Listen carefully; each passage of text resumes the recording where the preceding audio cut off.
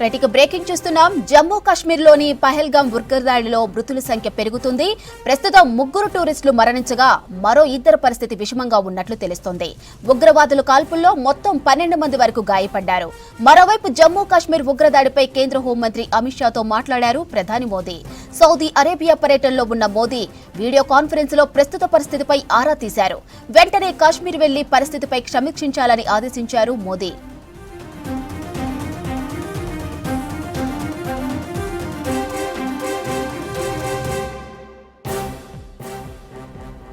అనంతనాగ్ జిల్లా పహల్గాంలో పర్యటిస్తున్న పర్యాటకులపై ఉగ్రవాదులు ఒక్కసారిగా కాల్పులకు తెగబడ్డారు.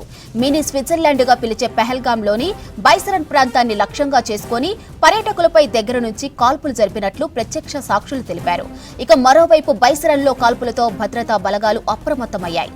గాయపడిన వారిని హెలికాప్టర్ ద్వారా హాస్పిటల్కు తరలించారు.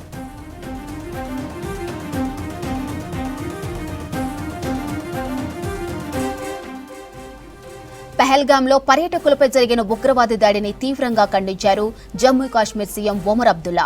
పర్యాటకులపై దాడిని హేయమైన చర్యగా అభివర్ణించారు. పర్యాటకులపై ఉగ్రదాడి పిరికిపంద చర్య అన్నారు జమ్మూ కాశ్మీర్ ఎల్జీ మనోజ్ సిన్హా. ఈ దాడి వెనుక ఉన్న వారిని కఠినంగా శిక్షించాలన్నారు. డీజీపీతో పాటు భద్రతా అధికారులతో మాట్లాడినట్లు చెప్పారు ఎల్జీ.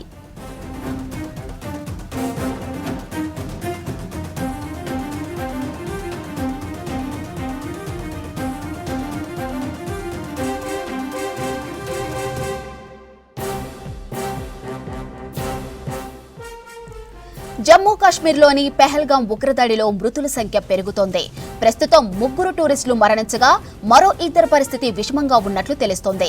ఉగ్రవాదుల కాల్పుల్లో మొత్తం 12 మంది వరకు గాయపడ్డారు. మరోవైపు జమ్మూ కాశ్మీర్ ఉగ్రదాడిపై కేంద్ర హోంమంత్రి అమిత్ షాతో మాట్లాడారు ప్రధాని మోదీ. సౌదీ అరేబియా పర్యటనలో ఉన్న మోదీ వీడియో కాన్ఫరెన్స్ లో ప్రస్తుత పరిస్థితిపై ఆరా తీశారు. వెంటనే కాశ్మీర్ వెళ్లి పరిస్థితిపై సమీక్షించాలని ఆదేశించారు మోదీ.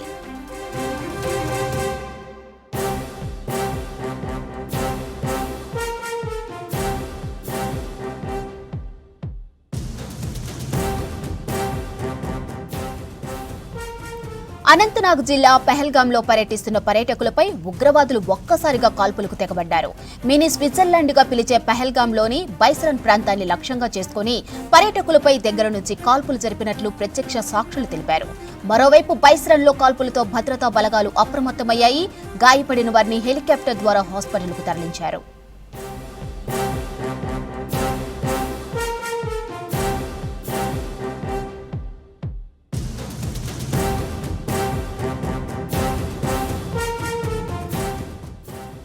పహల్గాంలో పర్యాటకులపై జరిగిన ఉగ్రవాది దాడిని తీవ్రంగా ఖండించారు జమ్మూ కాశ్మీర్ సీఎం ఒమర్ అబ్దుల్లా.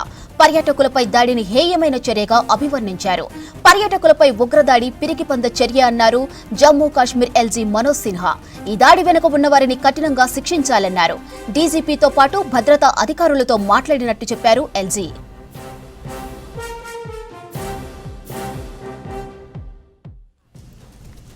రైట్ ఉగ్రవాద్ దాడికి సంబంధించి మరిన్ని డీటెయిల్స్ మదార్ అందిస్తారు. మదార్, జమ్మూ కాశ్మీర్ లో టెర్రర్ అటాక్ పై అప్డేట్స్ ఏంటి? మాధురి, జమ్మూ కాశ్మీర్ లోని అనంతనాగ్ జిల్లాలో ఈ ఉగ్రదాడి జరిగింది. పహల్గాం ప్రాంతంలో బైసరన్ అనేటువంటి ఏరియా ఉంది. ఆ ప్రాంతానికి ఎక్కువగా టూరిస్టులు వెళ్తా ఉంటారు. అయితే ఈ టూరిస్టులను లక్ష్యంగా చేసుకుని ఉగ్రముఖాలు దాడులకు పాల్పడ్డాయి. చాలా అతి దగ్గర నుంచి కూడా వారిపైన టూరిస్టుల పైన తీవ్రవాదులు కాల్పులకు పాల్పడినట్టుగా ప్రత్యక్ష సాక్షులు చెప్తా ఉన్నారు.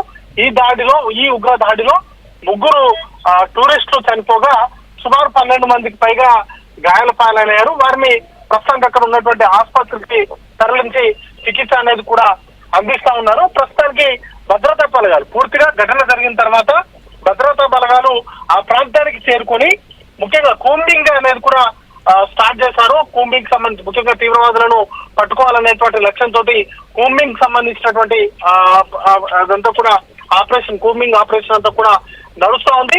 మరోవైపు ఈ ఉగ్రదాడి నేపథ్యంలో కీలకంగా కేంద్ర హోంశాఖ మంత్రి అమిత్ షా దీనిపైన అత్యున్నత స్థాయి సమావేశాన్ని కూడా నిర్వహిస్తున్నారు. ప్రస్తుతం జమ్మూ కాశ్మీర్ లో ఉన్నటువంటి సిచ్యువేషన్స్ కావచ్చు, ఉగ్రదాడి జరిగిన తర్వాత ఉన్నటువంటి పరిస్థితుల నేపథ్యంలో ఈ అత్యున్నత సమావేశం అనేది కూడా జరుగుతా ఉంది. మరోవైపు ప్రధాని మోడీ కూడా అక్కడ ఉన్నటువంటి సిచ్యువేషన్ పైన ఆరా తీశారు. అమిత్ షాకు ఎప్పటికప్పుడు ఆయన ఫోన్ లో మాట్లాడుతూ అక్కడ ఉన్నటువంటి అధికారులకు సంబంధించి పూర్తి స్థాయిలో ఉగ్రవాదులను పట్టుకోవడం కావచ్చు, లేకపోతే ప్రస్తుతం అక్కడ ఉన్నటువంటి సిచ్యువేషన్ ను నార్మలైజ్ చేసేందుకోసమైనటువంటి ఇతర కార్యక్రమాలపైన ఫోకస్ చేయాలంటూ కూడా ఆదేశాలు అనేది కూడా జారీ చేశారు.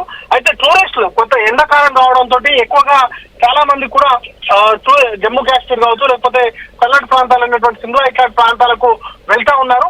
అయితే ఈ సందర్భంలోనే టూరిస్టులనే లక్ష్యంగా చేసుకుని ఈ ముష్కరులు దాడులకు పాల్పడడాన్ని ఇప్పటికే ఆ రాష్ట్ర ముఖ్యమంత్రి ఒమర్ అబ్దుల్లా తీవ్రంగా ఖండించారు. ఇది ఏమైనా చర్యగా అక్కడ ఉన్నటువంటి ఎల్జీ కూడా ఈ ఘటనను పూర్తి స్థాయిలో ఖండించడంతో పాటు ఉగ్రవాదుల పైన తీవ్రంగా చర్యలు తీసుకోవాలి, వారిని ఎవరైతే దాడికి పాల్పడ్డారో వారికి సంబంధించినటువంటి వారిపైన పట్టుకోవడం కావచ్చు, వారికి ఇతర కఠిన శిక్షలు విధించాలనేటువంటి డిమాండ్ కూడా వస్తుంది.